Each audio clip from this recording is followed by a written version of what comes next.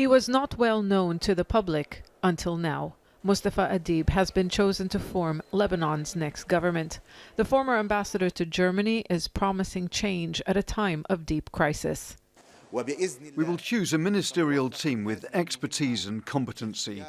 We'll also carry out quick reforms that will put the country on the path to recovery and end the dangerous financial, economic and social bleeding. Mustapha Adib got the majority of votes during parliamentary consultations. The post is reserved for a Sunni Muslim in the country's sectarian-based governing system. That is why support from former Prime Minister Saad al-Hariri, who heads the largest Sunni bloc, was essential to maintain national unity. Factions from a divided political landscape came together before the arrival of French President Emmanuel Macron. The country needs to embrace the initiative of President Macron because the French president is working with the international community to lift Lebanon from underneath the rubble.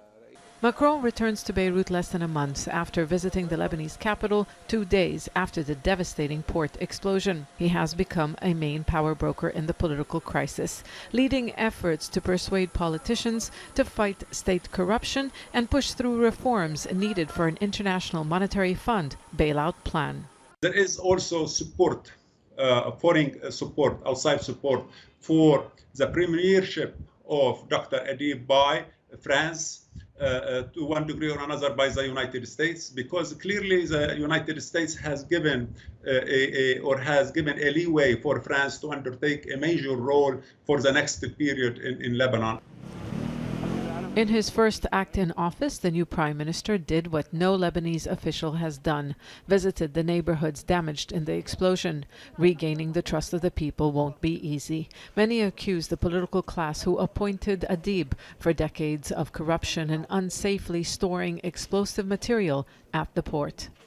Adib, unlike his predecessor Hassan Diab, who resigned in the aftermath of the August 4 explosion, has the support from the majority of political forces.